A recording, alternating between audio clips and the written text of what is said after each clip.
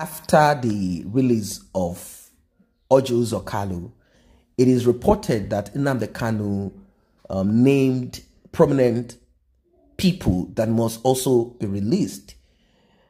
He said that he should also be released from jail after the Supreme Court judgment on Kalu, former governor of Abia State, from the southeastern part of Nigeria, a criminal, a thief.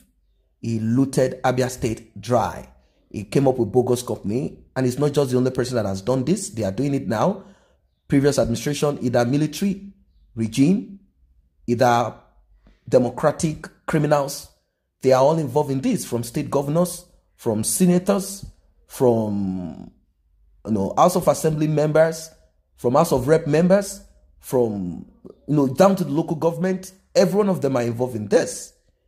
It is reported that the Supreme Court on Friday nullified the conviction of Kalu, who was sentenced to 12 years in prison over 7.6 billion naira fraud by the Federal High Court sitting in Lagos on December 5th. Justice Mohammed Idris had convicted Kalu on a 39 count of 7.2 billion fraud and money laundering preferred against him by the Economic and Financial Crimes Commission, EFCC. On Friday, a Supreme Court gave a fresh order stopping the judgment. Now, when you look at the reason why they stopped the judgment, you'll be shocked.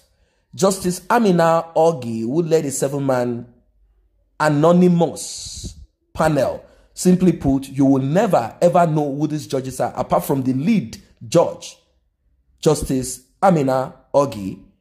They concluded and decided that the trial judge, Mohammed Liman of the Federal High Court in Lagos, acted without jurisdiction.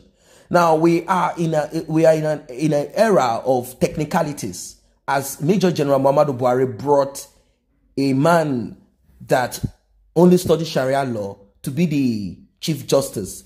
Ever since then, I'm not saying he's the one that brought in these corrupt practices among the judiciary.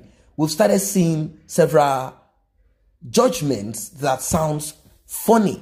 The Chief Judge of the Federal High Court will reassign the case for a fresh trial. But in between, we don't know what Kalu is going to do. Now, reacting to the judgment of the Apex Court, Kanu thanked God for the court ruling, which went in favor of the Abia North senator and warned Major General Muhammadu Buhari, probably known as Jibril Al-Sani, against jailing Christians and Southerners. Now, he credited his group, the indigenous people of Biafra, for Kalu's freedom. Kanu urged Buhari's administration to release other victims of the alleged lopsided prosecution until all stolen money by the alleged cabal at the presidency is accounted for, starting from the nearly 14 billion naira Aso Rock clinic looted from 2015 till date. Let's call a spade and not a shovel. Let us say the truth. Now, we still have to be balanced anyway. How can someone, I repeat again, that claimed that he used a lot of money, millions of naira, to cut grass, if the person is walking the street free, if a man called Maina that looted the pensions of people, if he's able to sit on a stupid chair and claim that he cannot work, again, that he can't walk and that he is sick, and this is the pattern that they come up with whenever they are charged, then they all of a sudden they develop cancer. All of a sudden they develop a terminal disease. All of a sudden you see them on wheelchairs. We have kept seeing this and we keep seeing this. It's time to act. You see, it's time to really act. Let us be proactive here. So I'm not a supporter of tribe, but we need to be balanced. Justice has to be equal.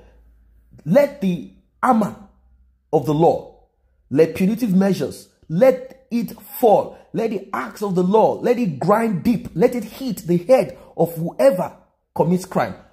But when the government is now sectional, when the government is now selective, there are certain groups of people that are the bullion van gangs. They don't end up in jail. Some people steal money. They somehow get the money. They do whatever they like with the money, and no one takes them to jail.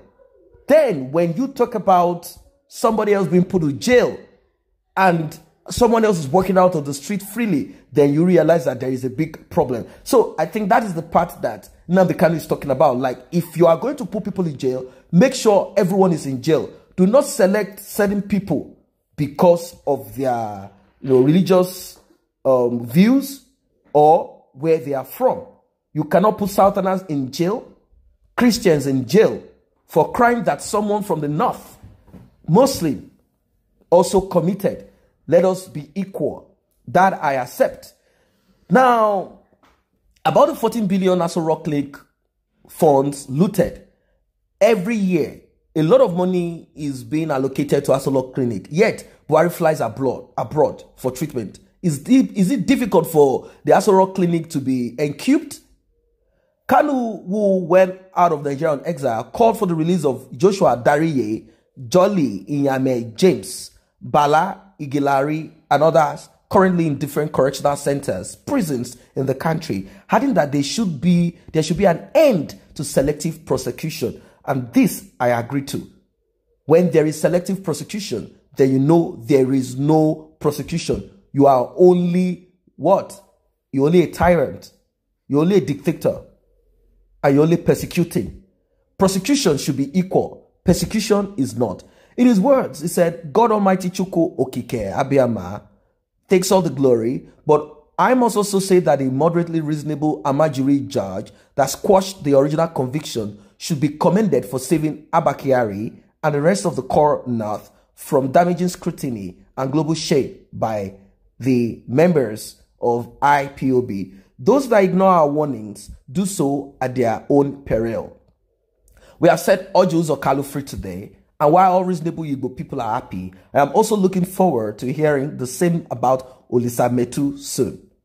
There are other victims of this lopsided prosecution. They are incarcerated and must be released until all stolen money from by this cabal is accounted for, starting from the 14 billion Aso Rock Clinic they looted. I am calling for an end to selective prosecution and immediate release of other people until such a time that Nigeria is serious about prosecuting all looters. Nobody should be in prison. You cannot be jailing Christians from the Middle Belt and South in the name of fighting corruption, while your Hausa, Shua, Fulanis, Ak looters are jostling for who will be the next chief of staff, who will be the next president, in effect, de facto president, and that is Abakiari. Such injustice is what we are against, not your fight against corruption. So guys, what's your take about this? He has expressed his own opinion as regards, and I've also analyzed some few points here and there. What is your own? Do you think that Buhari's fight, Jubril al-Sudani's fight against corruption is lopsided? It is selective? It is sectional? Put your comment in the section below. And if you were the president, what would you have done? How would you have acted better? But I'll still leave you with this.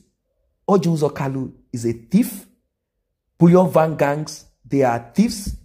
All of them are thieves, even to that your local government chairman. They are all thieves. So we are not just going to point fingers at a tribe here. Let us get the message right. It is not tribal. We are not saying, oh, let the Yaraba, let the Hausa, let the Igbo, let this and that. No, no, no, no, no, no. All of them are thieves. But according to Nnamdi Kanu, I understand what you said. I accept it.